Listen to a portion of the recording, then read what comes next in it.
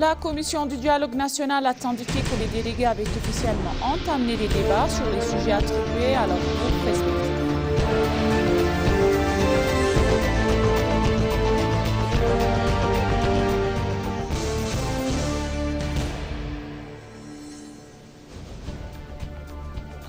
Le vice-président du Parti de la Prospérité, Adam Farah, a déclaré que le parti avait enregistré d'importants succès sur ces dernières années.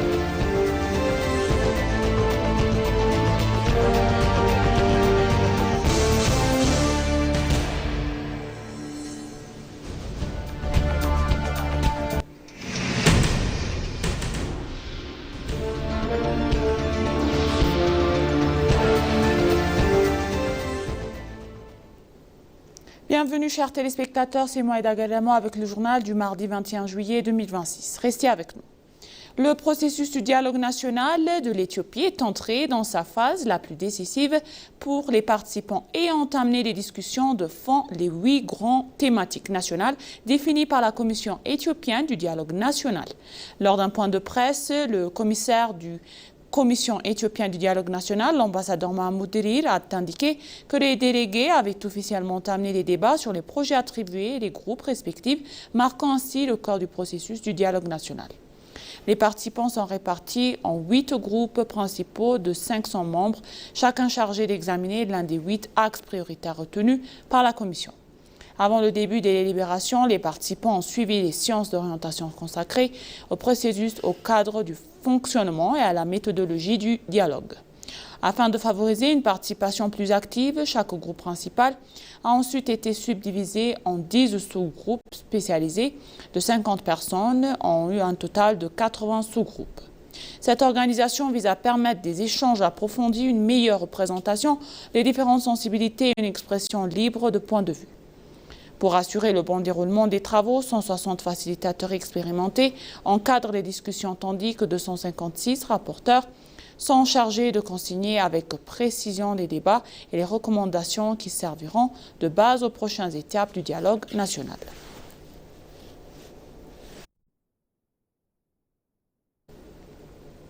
Le vice-président du Parti de la Prospérité, Adam Farah, a déclaré que le parti avait enregistré d'importants succès ces dernières années grâce à la conception et à la mise en œuvre de diverses initiatives de développement.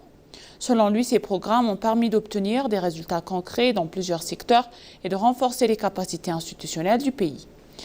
Une délégation composée de dirigeants du siège national du parti, des bureaux régionaux conduite par Adam Farah, a effectué une visite des projets de renforcement institutionnel au cours de la ville d'Addis Abeba. Cette tournée avait pour objectif d'évaluer des progrès réalisés et de constater les réalisations sur le terrain. À cette occasion, Adam Farah a souligné que les différentes actions menées sous la direction du Parti de la Prospérité avaient déjà produit des résultats significatifs. Il a ajouté que la priorité du parti est désormais de consolider ses acquis et de poursuivre les efforts afin d'obtenir des progrès encore plus importants.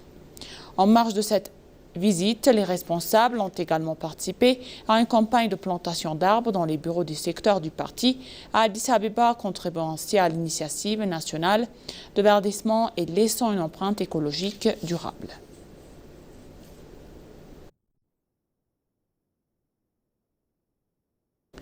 Les ambassadeurs d'Israël et d'Autriche en Éthiopie ont salué les réformes engagées par le pays, estimant qu'elles ouvrent de nouvelles perspectives en matière d'investissement et de coopération internationale.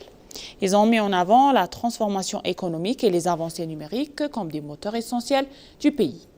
L'ambassadeur d'Israël, Abraham Nikoussis, a affirmé que les efforts visant à renforcer l'économie et à accélérer la digitalisation suscitent un intérêt croissant des investisseurs israéliens.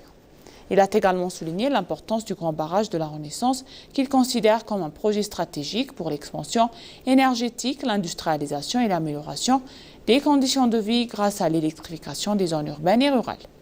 Selon lui, les relations entre l'Éthiopie et l'Israël reposent sur 4 piliers. La coopération gouvernementale, les investissements privés, les partenariats avec les organisations non gouvernementales et les échanges entre les peuples.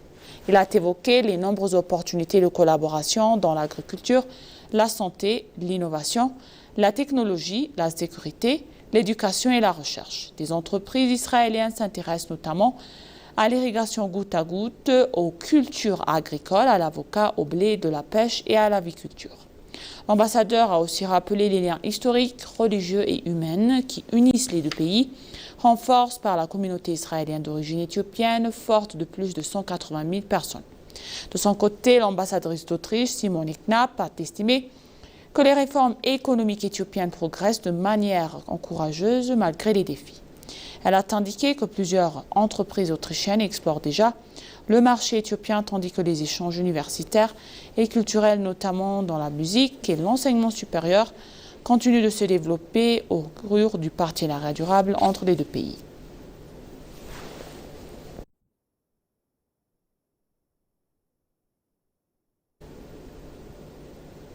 Les progrès enregistrés par l'Éthiopie dans les domaines du développement et des relations extérieures ont permis non seulement de consolider les prospérités globales, mais aussi d'affirmer concrètement sa souveraineté décisionnelle, estime des universitaires. Selon Dalen Ogoussé, enseignant en diplomatie et relations internationales à l'université éthiopienne de la fonction publique, la souveraineté signifie en sciences politiques et en diplomatie la capacité d'un État à prendre librement des décisions internes et externes sans ingérence. Depuis les réformes, l'Éthiopie poursuit une diplomatie centrée sur ses intérêts nationaux. L'achèvement et la mise en service du grand barrage de la Renaissance illustrent cette indépendance décisionnelle et souligne également que la revendication d'un accès à la mer, fondée sur des arguments juridiques et moraux, témoigne de cette volonté de défendre ses intérêts sur la scène internationale. Les grands projets de développement en cours renforcent non seulement la croissance économique du pays, mais contribuent aussi au renforcement des relations régionales et internationales. Le député Dr Mebratu Alemu affirme que l'efficacité diplomatique est étroitement liée à la solidarité économique. Les réformes macroéconomiques engagées ont contribué à atténuer la pénurie des devises, la pression de la dette et l'inflation. Le renforcement du secteur privé, l'ouverture aux banques et capitaux étrangers ainsi que la mise en place d'un marché des capitaux ont accru les capacités financières du pays. Par ailleurs, la désertification de l'économie stimule les exportations, réduit la dépendance aux prêts et à l'aide extérieure et consolide ainsi la souveraineté nationale.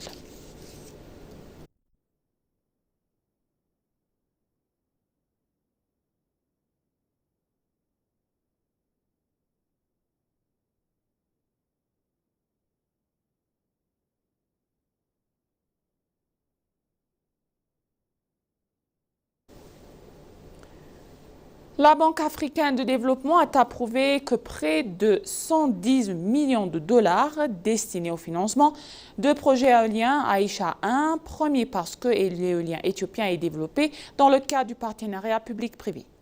Selon le directeur du département des politiques, de la réglementation et des solutions de financement de l'énergie de la Banque africaine de développement, Wale Shinobare, cette approbation marque une étape historique dans le secteur énergétique éthiopien et ouvre un nouveau chapitre dans le développement des énergies renouvelables du pays.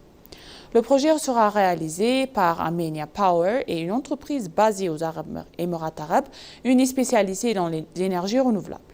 Celle-ci continuera, détiendra et exploitera le central pendant une période de 25 ans, conformément au modèle du partenariat retenu. D'après les informations communiquées par Ethiopian Electric Power, le financement comprend 80 millions de dollars accordés par la Banque africaine de développement, 20 millions de dollars provenant du Fonds pour les technologies propres, c'est-à-dire Clean Technology Fund, et 10 millions de dollars du Fonds africain pour l'énergie durable. La Banque africaine de développement prévoit également de mobiliser 381 millions de dollars supplémentaires auprès d'autres institutions de financement du développement des ressources permettront notamment de construire une ligne de transport d'électricité de 5 km et de moderniser la poste de distribution électrique existant d'Aïcha 2.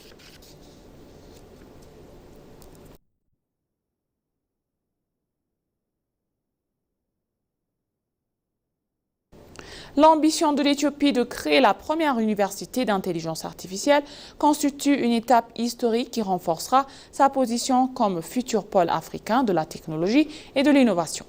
C'est a déclaré Mme Sophia Achipala, la responsable du département de l'éducation de l'Union africaine. Selon elle, l'Éthiopie enregistre des progrès remarquables dans sa transformation numérique en faisant des technologies digitales un moteur essentiel de la croissance économique et du développement. La stratégie Digital Ethiopia ainsi que le programme de 5 millions d'Ecoders contribuent à développer des compétences des citoyens numériques en intelligence artificielle et en sciences des données. De plus, la plateforme gouvernementale intégrée de Mesob améliore la qualité et l'accessibilité des services publics tout en soutenant la modernisation de l'économie. Aïch, Madame Sofia Chipala a salué l'initiative de créer une université spécialisée en intelligence artificielle, estimant qu'elle favorisera une recherche de points de formation de haute qualité de l'émergence d'un main-d'œuvre hautement qualifiée. Elle a également souligné que cette initiative encouragera d'autres pays africains à investir davantage dans les technologies numériques et stimulera l'innovation à l'échelle du continent.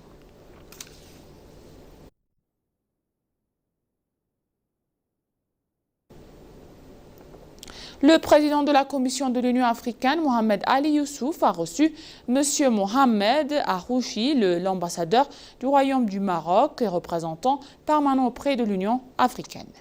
Les échanges ont porté sur les préparatifs de la prochaine session du consécutif de l'Union africaine. Des deux responsables ont affirmé leur volonté d'assurer le succès de cette réunion et aboutir à des résultats concrets favorisant la mise en œuvre des priorités de l'organisation continentale. Au cours de l'entretien, Mohamed Ali Youssouf a salué l'engagement constructif du Maroc, ainsi sa contribution aux travaux de l'Union africaine. Il a souligné l'importance de poursuivre une coopération étroite entre les États membres afin de renforcer l'efficacité de l'organisation et de relever les défis communs auxquels le continent est confronté.